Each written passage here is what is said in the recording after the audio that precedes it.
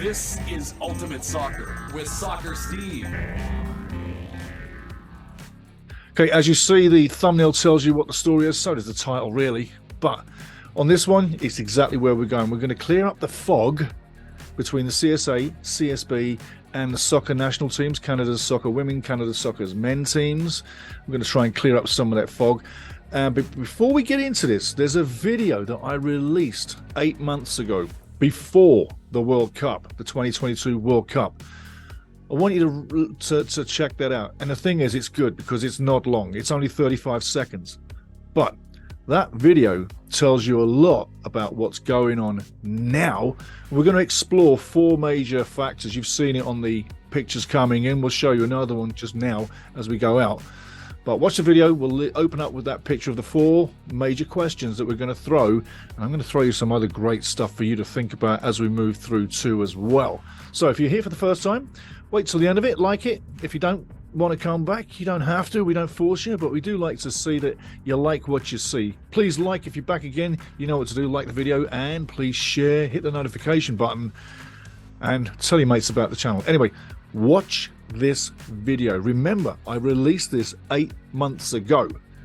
Seems like history's repeating itself, doesn't it? I think so. Anyway, you tell me what you think down below. Watch the video. Okay guys, you're probably really disappointed for the second time in a row. This is a second game back-to-back that's been cancelled. Anyway, the players have cancelled the game amid a contract dispute and they're taking a stand. I can understand that, but can the players not continue negotiating? I mean, we're months away from the World Cup, but how do you feel about the game being cancelled again? Has this made you really irate? Are you starting to think about what the hell is going on? This doesn't look good. What is your thoughts, guys? What are you thinking? So yeah, that was literally 8 months ago, before the men went to the World Cup, and the men actually went about business in a different kind of way, right? We're going to get to that later on, but it's a case of men striking. We're allowed to strike. 2 games weren't played. The women strike. Then they're literally forced, the hands forced for them to go back to work, which means they can't strike. They can't do what the men did. And I think there's a double standard there that maybe someone might want to explore. You tell me down below. Do you think there's a double standard between the men's program and the women's program? Because face value, it certainly looks like that. I mean, do men have rank over the women on the playing field? No, they don't. We're all equal. But the men had 2 games cancelled. Cast your minds back. Iran and then Panama. And Panama was just 2 hours before kickoff. Now, that's a real kick in the nuts, or a kick in the balls to the fans, especially people that traveled there, or especially local community of Vancouver. Yeah, remember? So let's think about things as we progress this, yeah? Because like I say, the men were allowed to strike and the women were pretty much forced back, had their hands forced. And why? I'll tell you why. Financially, the girls had their hands, ladies. I call them girls because to me, they're so young. They are girls. Right.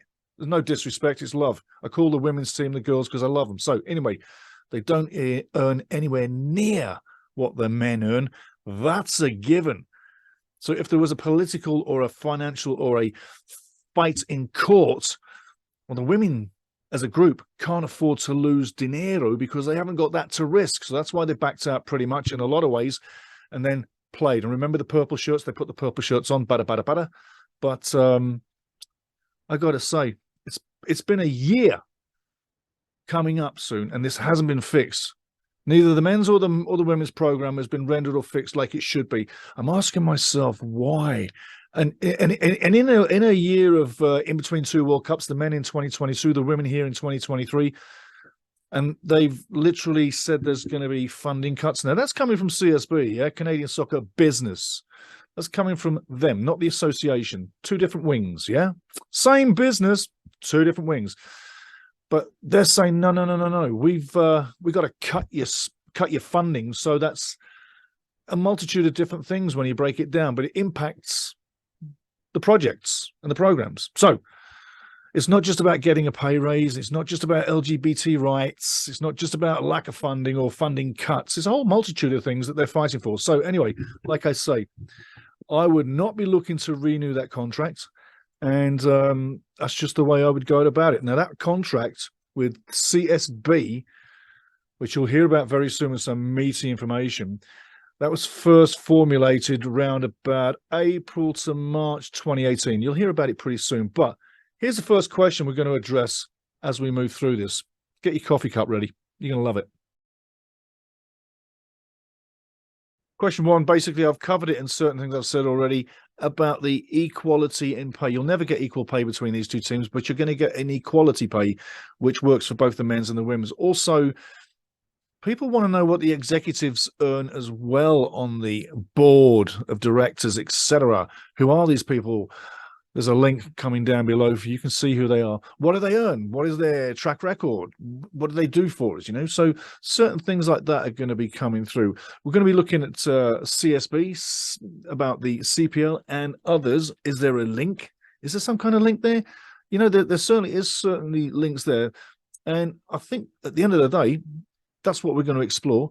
We're also going to explore, do we need a public audit? Should there be an audit on the books to open up the books so that there's clarity, there's transparency, and everybody then knows what's going on? There's nothing hidden in the closet. Yeah, everything's out a front board and everything's good. Because normally your national teams are taken care of pretty well by the National Federation, which is the CSB, CSA per se.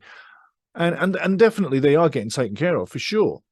But you don't normally get these kind of political fights out in public. Yes, there's been teams throughout history that have not been given their pay for playing at competitions. CAF nations, African Cup of Nations teams especially, they've not been paid their money for going to tournaments especially. Yeah, so it does happen. Teams have gone to World Cups and not been given their rightful bonuses. It's happened before. Teams have threatened to boycott the World Cup in leading into it. So you've seen that too. But with this, I think you've got to say, where are your thoughts on this completely? And where do you stand? Are you with the women on this? Are you against it? Are you with the men? Are you against it? Do you think they're absolutely on the money? Where do you stand on this? I mean, really, where?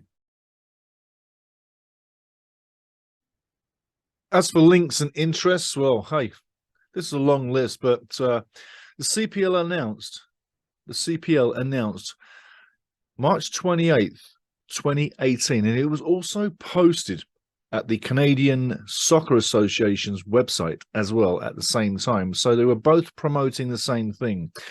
The CSB was formed in 2018. The CEO kicking off was a gentleman called Scott Mitchell. It's no longer Scott Mitchell now, but I'm talking about when it started and kicked off with Soccer Canada. Okay, so Scott Mitchell was the CEO. He was also CEO of Bob Young Company, or one of Bob Young's companies, and including Forge FC from the CPL. Now, that to me could be a link, or some may call it a conflict of interest per se, or an unfair interest, that you've got interest in a club and you've got so much interest in the league and you've got interest in the national team. Because I'm going to read out some stuff here right now. The CSB represents premier soccer properties or assets, okay? And they've got a 10-year contract. So that contract runs till approximately 2028. So they've got the next World Cup. They've got all the time moving through. And if they re-sign, they'll move in after that as well. Chances are, I would say the CSB probably is going to re-sign. Is it the best thing for Canadian soccer? Too young, too early to say. They haven't been around long enough, but for it to be in, per se, one umbrella, a conglomerate of companies working together, that's not unusual. But it seems a little closed doors, per se. It's not very open to the world. So, no, they don't have to tell you how they're spending stuff, but eventually everybody knows what the books are doing. Anyway, staying with that, 10-year contracts till 1928. Wouldn't that be funny? 2028, we're going back to the future.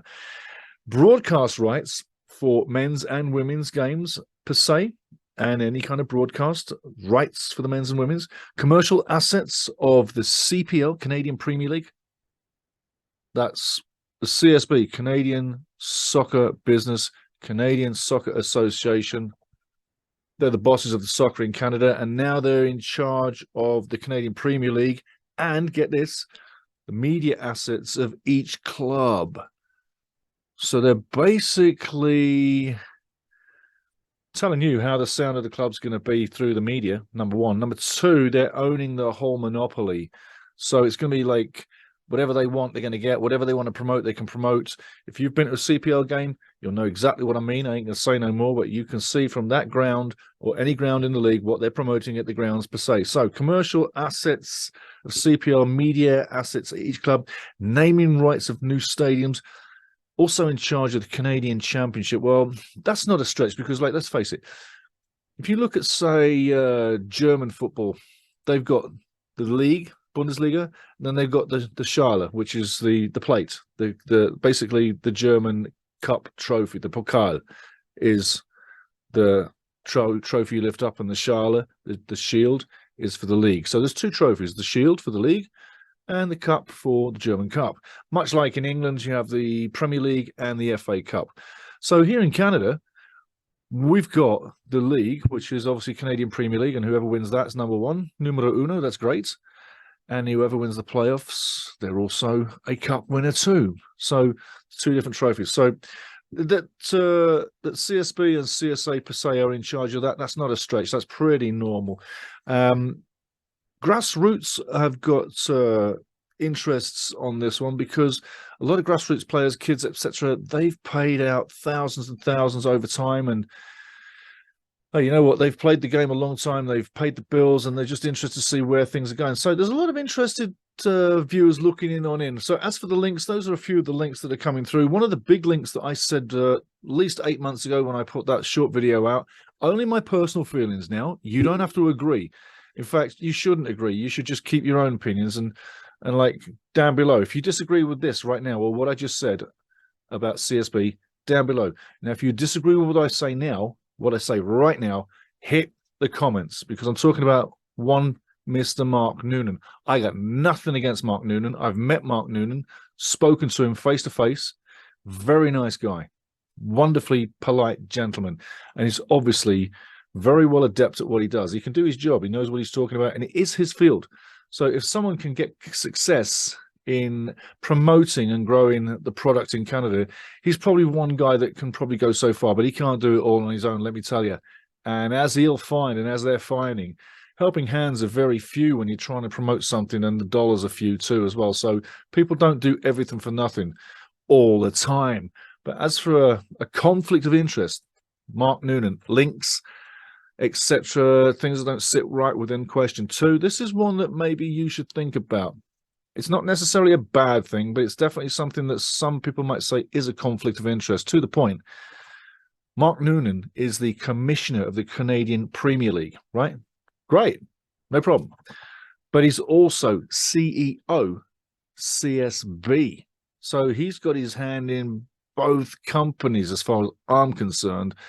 And if you're the boss of the business and you're boss of the league, I don't know that that's a terrible thing, but to me, it should be two different people. Anyway, that's what I'm thinking. Anyway, let's get on to number 3. As for links, of course they're links, but they all seem very legitimate. If I got to tell you straightforward, I don't see any issues there. One of the things when you look at it face value is that a lot of these guys and gals have been there a long time, real long time. And you might want to think that in the future, they might need changing out, because when you look, link down below, guys, when you look at how long some of these beautiful people have been there, they've been there a long time, and they need changing out. We need fresh blood. Remember, it's 2023 now. Got a World Cup coming in 2026. That's 3 years away. I think we need fresh blood right through the Canadian Soccer Association and through the business.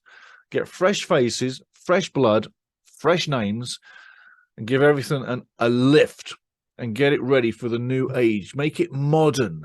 We've got to get a lot of young people invested into the Canadian Soccer Association and business and get it moving towards the future. I don't think there's anything to gain or anything to be gained by keeping the old blood. We need fresh blood, and it needs a clean out. And, you know, that would really go maybe quite a measure of a way to help in negotiations. I mean, let's face it, the players are of a younger generation. If you had a few more younger generation in the boardroom, it might ease and help negotiations to a sweeter, swifter, cleaner cut end. Let's hope that can happen in the future. But as we move to the future, we need fresh blood in there. That's what I'm saying there. Next question. Interesting question. Why can the men strike and not play, and the women not? Now, I'll break it down for you. Cast your minds back, guys, before the World Cup. Canada men had a game lined up with Iran in Vancouver. It got knocked on the head. Didn't sit well with a lot of people. That's all I'm going to say, not going into the politics. But they lined up then another game with Panama, and that got cancelled 2 hours before the kickoff. Now, that was a kick in the nuts to the fans. That really hurts your fans when you do that. So that's not really wise when the players put that out, especially after cancelling the game, not so far in the past before, like a matter of days. So you're kicking the fans in the nuts twice. Not really cool. But anyway, you did it. You moved on. You went to the World Cup and all's good. Now, with the girls, the women's team, and I call them girls because I love them. It's nothing patronizing. I love the girls' teams, women's teams. Watch the women's teams international games for years. They threaten a strike, go on strike. It lasts merely a little over 24 hours maybe, and then they're back to work. And they were literally bullied financially into going back to work. It's a different set of rules, different kind of earning structure with the men and the women. The men earn gazillions, where the women, really, no disrespect, the girls are earning peanuts compared to the men in the real world. Maybe one day it'll equalize itself somehow. And I said equalize itself. It'll never be equal. It's not going to be equal. There'll be equalizers to each sport because they're different businesses. They need to regard the men's game as is, and the women need to structure themselves thus as their game is, and structure their pay scale to that business. It's two different worlds. It really is. That's the best way to look at it.